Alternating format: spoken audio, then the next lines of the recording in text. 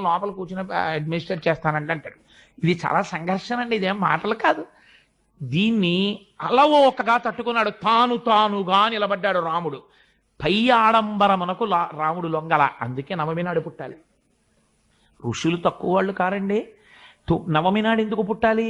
మీరు 9 ఒకట్ల 9, 9 2 18, 9 3 27, 9 4 36, 9 5 45 ఎంత పెట్టి హెచ్చించండి.